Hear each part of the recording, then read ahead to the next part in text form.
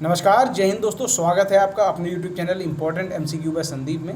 दोस्तों, daily third semester math की तैयारी के क्रम में आज हम साधारण एवं चक्रवृद्धि ब्याज का पार्ट 2 वीडियो लेकर आए हैं और इनमें हम वही क्वेश्चन सम्मिलित कर रहे हैं जो PNP और SCERT द्वारा पुस्तक जारी की गई थी तृतीय सेमेस्टर मैथ की।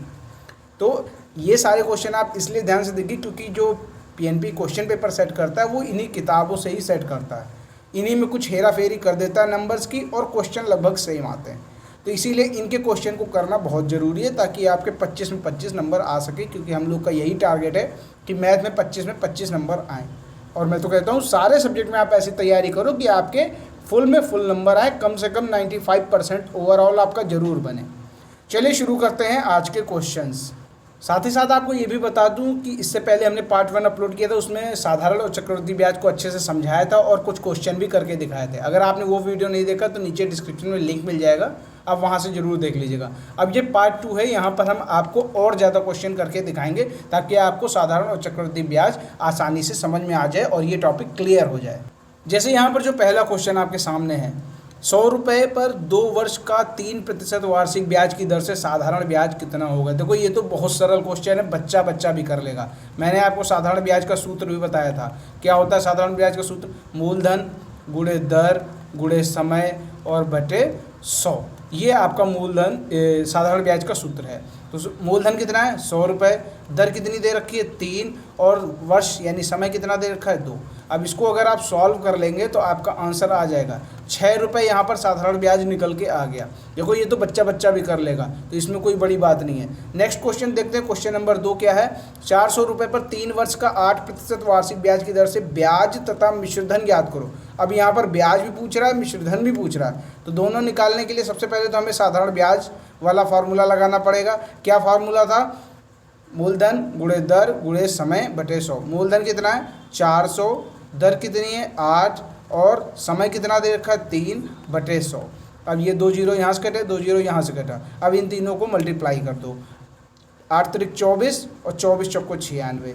तो ये आपका क्या आ गया? साधारण ब्याज निकल के आ गया। अब यहाँ पर ये भी पूछ रहा है कि मिश्रधन भी बताओ। तो मिश्रधन क्या होता है? आपको बता चुका हूँ पिछले वीडियो में। मिश्रधन होता है मूलधन प्लस ब्याज। ठीक, तो इसको आप सॉल्व कर लो। मूलधन कितना है आपका? 400। ब्याज कितना निकल के आया? 96 रुपये। तो मिश्रधन आपका कितना हो गया? 496 रुपये हो गया आपका मिश्रधन।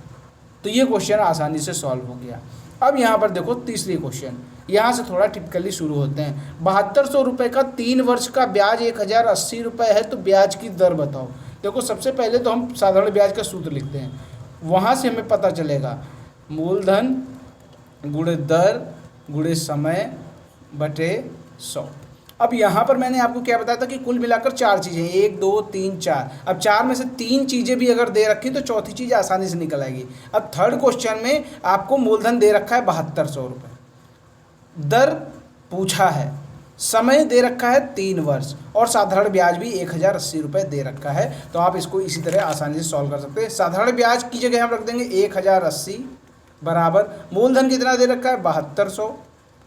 दर आपकी पूछ रहा है, समय दे रखा है यहाँ पर 3 वर्ष का। अब इसको अगर आप सॉल्व कर ले तो आपका आंसर आ जाएगा। ये 2 जीरो ऊपर नीचे कट जाएंगे। अब यहाँ पर देखो, यहाँ पर 72 है और 3 है, यानी 72 और 3 इन दोनों के गुणे में है। जब इस तरफ ले जाएंगे तो ये डिवाइड में हो जाएंगे। 1080 बटे 72 गुणे 3 बराबर दर। ठीक, अब जब आप इसको सॉल्व कर लेंगे तो ये आपका, आप इसको सॉल्व कर लेना, ये आएगा 5%।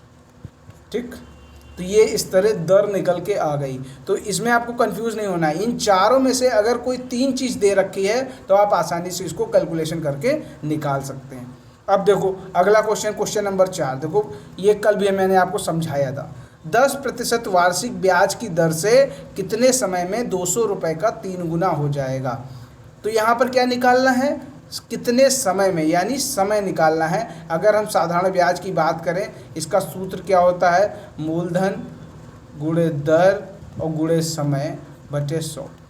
अब हमें साधारण ब्याज निकालने के लिए या फिर दर निकालने के लिए बाकी कोई एक चीज़ अगर निकालनी है तो बाकी की 3 चीज़ें आपको पता होनी चाहिए। ठीक है, तो यहाँ पर क्या है? आपको क्या दे रखा है? यहाँ पर दर दे रखी है। ठीक है, मूलधन दे रखा है 200 रुपये। ठीक, समय यहाँ पर नहीं दिया है, समय ही पूछ रहा है और साधारण ब्याज भी नहीं दिया। तो कुल मिलाकर हमें इन चारों में से 3 चीज़ें चाहिए, लेकिन यहाँ पर हमारे पास साधारण ब्याज नहीं है अभी और समय तो पूछ ही रहा है, केवल ये दोनों चीज़ें दे रखी। इसी से हम लोग कैसे निकालेंगे वो देखिए।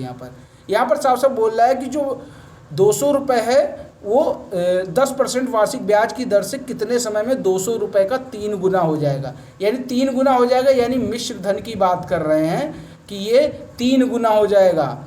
ठीक है, क्योंकि यहाँ पर टोटल वैल्यू जो बनती है वो मिश्र धन बनती है। साधारण ब्याज को जब मूलधन में जोड़ देते हैं तो वो मिश्र धन बन जाता है। तो मिश्र धन क्या है, 200 रुपये का 3 गुना, 200 गुणे 3 बराबर 600 रुपये यहाँ पर मिश्र धन है। ठीक है, अब यहाँ पर साधारण ब्याज कितना निकल के आएगा, आपको इसका सूत्र मालूम है, मिश्र धन माइनस मूलधन बराबर साधारण ब्याज होता है। तो 600 माइनस 200 बराबर 400, ये आपका साधारण ब्याज निकल के आ गया। अब हमारे पास साधारण ब्याज भी है, मूलधन भी है, दर भी है और समय निकालना है, तो आप आसानी से निकाल सकते हो, क्योंकि मैंने आपको बताया कि 4 में से 3 चीज़ें दे रखी, तो चौथी चीज़ आसानी से निकाल सकते हो। तो साधारण ब्याज की जगह 400 रख देते हैं, बराबर मूलधन कितना दे रखा है 200 रुपये, दर आपकी कितनी दे रखी है 10% और समय आपको निकालना है बटे 100। अब आप इसको सॉल्व कर लो, इसको काट दो, इधर बचा 20, इधर बचा 400, इधर समय, तो समय बटे 400 और ये 20 मल्टीप्लाई में इधर जाएगा तो डिवाइड में हो जाएगा, तो समय कितना निकल के आ गया, ये आपका आ गया 20 वर्ष समय निकल के आ गया। तो इस तरह ये आंसर कितनी आसानी से आ गया आप समझ सकते। क्लियर हो गई बात। चलो अब नेक्स्ट क्वेश्चन पर आते हैं। नेक्स्ट क्वेश्चन क्या है आपका कि पाँचवा क्वेश्चन है 400 रुपये का 5% वार्षिक ब्याज की दर से 2 वर्ष चक्रवृद्धि ब्याज आपको ज्ञात करना है। तो चक्रवृद्धि ब्याज निकालने का क्या सूत्र है, देखो हम लोग मोस्टली जनरली हम लोग क्या पढ़ते हैं, मिश्र धन का फार्मूला पढ़े हैं। चक्रवृद्धि ब्याज में क्या होता है, पी यानी मूलधन ब्रैकेट के अंदर 1 + R/100 की पावर n। ये जो r है ये दर होता है और n जो होता है वो समय होता है, ये सबको मालूम है। अब इसी फॉर्मूले से हम लोग चक्रवृद्धि ब्याज का फॉर्मूला भी बना लेते हैं, या कह सकते हैं ऑलरेडी बना हुआ है, हमें याद रखना है। जनरली लोग याद नहीं रखते, इसे हम लोग आसानी से याद कर सकते हैं। कैसे होगा, इसका फॉर्मूला क्या बनेगा, P मंझला ब्रैकेट लगा दो या कोई ब्रैकेट लगा दो, क्योंकि अंदर एक और ब्रैकेट लगना है, 1 + R/100, यही सेम टू सेम n, बस यहाँ पर -1 बढ़ाना है आपको। ठीक, तो ये आपका चक्रवृद्धि ब्याज का P ब्रैकेट फिर छोटा ब्रैकेट 1 + R/100 की पावर n -1। ठीक है, आप चाहे तो इसको याद कर लो, आसानी से याद हो जाएगा।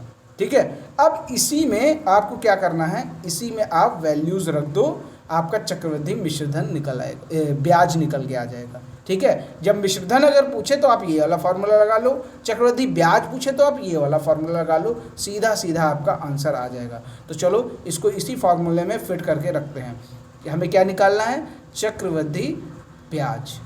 तो इसका फार्मूला क्या था, सबसे पहले हम लोग लिखेंगे मूलधन कितना है 400 रुपये, ब्रैकेट बनाएंगे 1 + R/100, R यानी रेट कितना, दर कितनी है 5%, 5/100 की पावर n, n यानी समय कितना है 2 -1 और ये ब्रैकेट बंद। क्लियर हो गई बात। बस आपको इसी को सॉल्व कर लेना है और आपका चक्रवृद्धि ब्याज निकल के सामने आ जाएगा। अब यहाँ पर देखो, सबसे पहले हम लोग सबसे छोटे ब्रैकेट के अंदर सॉल्व करेंगे। यहाँ 5 है, यहाँ 100 है, तो 5 और 100 को काटेंगे, 5 एकम 5 और यहाँ पर 100 जब कटेगा तो 20 आ जाएगा। ठीक है, 5 एकम 5 और 5 × 20 100 होता, तो यहाँ पर काटेंगे तो 20 आ जाएगा। तो यहाँ पर आ जाएगा 1 + 1/20। तो इसको हम लोग लिख ही लेते हैं, 1 + 1/20 की पावर 2 -1। अब इसको सॉल्व करोगे, 400, 20 एकम 20 और 20 एक 21, 21/20 की पावर 2 -1। ठीक, 421 का जब स्क्वायर करेंगे तो आ जाएगा 441, 20 का स्क्वायर करेंगे तो आ जाएगा 400 -1। ठीक, अब आप इसको सॉल्व करेंगे तो कितना आएगा, देखो ध्यान से, 441/400 -1, तो क्या होगा, 400 एकम 400, 441 में 400 घटा देंगे तो कितना आएगा, 41/400। इसको जब सॉल्व करेंगे तो इसको आएगा 41/400। नहीं समझ में आया? देखो क्या करेंगे, जब नीचे 400 है ऊपर 441 है तो ये आ जाएगा 441 माइनस 400/400। ठीक, जब इसको सॉल्व करेंगे 441 में 400 घटाएंगे तो आएगा 41/400। तो इसको हम सीधा लिख देते हैं 41/400। ठीक, अब ये 400 कट जाएगा, आपका जो चक्रवृद्धि ब्याज कितना निकल के आ गया, 41 रुपये चक्रवृद्धि ब्याज निकल के आ गया यहाँ पर। तो इस तरह आप इसको सॉल्व कर सकते हैं। देखो जो मैंने 1-2 स्टेप स्किप कर दिए हैं वो आपको स्किप नहीं करने, आपको पूरा लिखना है। मैंने यहाँ जगह की कमी की वजह से 1-2 स्टेप स्किप कर दिए हैं, वैसे आप लोग इतने समझदार हो, सब जानते हो। नेक्स्ट क्वेश्चन देखो क्या लिखा हुआ है, 500 रुपये का 4% वार्षिक ब्याज की दर से 2 वर्ष का चक्रवृद्धि ब्याज और साधारण ब्याज का अंतर ज्ञात करो। यानी सबसे पहले तो हम साधारण ब्याज निकाल लें, फिर चक्रवृद्धि ब्याज निकाल लें, फिर दोनों को घटा दें, जो अंतर होगा वही यहाँ पर आंसर होगा। तो सबसे पहले हम लोग क्या निकालते हैं, साधारण ब्याज। तो साधारण ब्याज निकालने के लिए हमें क्या करना होता है, मूलधन गुणे दर गुणे समय बटे 100। तो मूलधन कितना है 500, दर कितनी है 4, समय है 2, इसको सॉल्व कर लो तो ये आपका आंसर आ जाएगा 5 को 20 दूना 40 रुपये इसका आंसर आ गया साधारण ब्याज का। ठीक है, आपको पूरा फॉर्मूला लिखना है तब इसको सॉल्व करना, इस चीज़ का ख्याल रखिएगा। आगे देखते हैं चक्रवृद्धि ब्याज कैसे निकलेगा। चक्रवृद्धि ब्याज का वही वाला फॉर्मूला लगाओ, P ब्रैकेट के अंदर 1 + R/100 (n-1) और ये ब्रैकेट बंद। तो इसी फॉर्मूले में हम लोग वैल्यूज फिट कर देते हैं और कैलकुलेशन करके देखते हैं कितना आएगा। चक्रवृद्धि ब्याज सबसे पहले मूलधन कितना था 500, ब्रैकेट के अंदर 1 प्लस दर कितनी दे रखी है 4/100 हो जाएगा, और ये पावर 2 -1। अब इसको सॉल्व कर लो। ठीक है, तो इसको जब सॉल्व करेंगे 4 एकम 4 और नीचे आ जाएगा 25। इसको तो आप सॉल्व कर चुके हैं। तो 25 एकम 25 और 1 26, तो 526/25 की पावर 2 -1। अब 26 की पावर 2 है तो यहाँ पर कितना आ जाएगा 676, क्योंकि 26 स्क्वायर कितना होता है 676, 25 का स्क्वायर कितना होता है 625 -1। जब इसको सॉल्व करेंगे तो 676 माइनस 625/625 आ जाएगा 500 गुणे 676, 625 एकम 625। इसको जब घटाएंगे 676 में 625 घटाएंगे तो ये आएगा 6, 5, 1, 7 में दोगे तो 51 आएगा। 500 गुणे 51/625। ठीक है, अब आप इसको सॉल्व कर लेंगे तो ये आपका आ जाएगा 40 रुपये 80 पैसे। ठीक, तो साधारण ब्याज कितना निकल के आया 40 रुपये, चक्रवृद्धि ब्याज कितना निकल के आया 40 रुपये 80 पैसे। तो ये चीज़ आपको समझ में आई। अब हम इसका निकाल लेते हैं अंतर। तो यहाँ पर हम लिख लेंगे साधारण ब्याज और चक्रवृद्धि ब्याज में अंतर। तो चक्रवृद्धि ब्याज कितना निकल गया 40 रुपये 80 पैसे, और साधारण ब्याज कितना निकल गया 40 रुपये। तो ये कितना आ जाएगा 0.80 रुपये, या फिर इसको लिख सकते हैं 80 पैसे। तो ये इतना आसान सा क्वेश्चन था। इसी तरह के क्वेश्चन आपकी परीक्षा में पूछे जाने हैं। या तो ये पूछ लेगा कि कितने रुपए में कितने समय में ये 3 गुना हो जाएगा, 4 गुना हो जाएगा, या तो आपसे ये पूछ लेगा कि 2 वर्ष या 3 वर्ष के चक्रवृद्धि ब्याज और साधारण ब्याज में अंतर ज्ञात करो। अगर 1 नंबर में पूछना होगा तो वो इस तरह का क्वेश्चन पूछ लेगा कि कुछ मूलधन दे दिया होगा, वर्ष दे दिया होगा, समय दे दिया होगा, बोल देगा साधारण ब्याज निकालो। तो 1 नंबर में तो सरल क्वेश्चन आएंगे, लेकिन 2 नंबर में अगर पूछेगा तो ये इसी तरह क्वेश्चन आएगा कि 3 गुना हो जाएगा, 4 गुना कितने समय में हो जाएगा, कितनी ब्याज दर पर 5 गुना हो जाएगा, और या तो अंतर पूछ लेगा चक्रवृद्धि ब्याज और साधारण ब्याज। तो इन सभी क्वेश्चन की अच्छे से तैयारी करके जाओ ताकि आपके पूरे में पूरे नंबर आएँ। उम्मीद करता हूँ ये वीडियो आपको पसंद आया होगा। वीडियो पसंद आया तो वीडियो को लाइक करें, शेयर करें। चैनल को सब्सक्राइब नहीं किया तो चैनल को सब्सक्राइब करके घंटी का निशान जरूर दबाएं। मिलते हैं अगले वीडियो में, तब तक के लिए जय हिंद, जय भारत।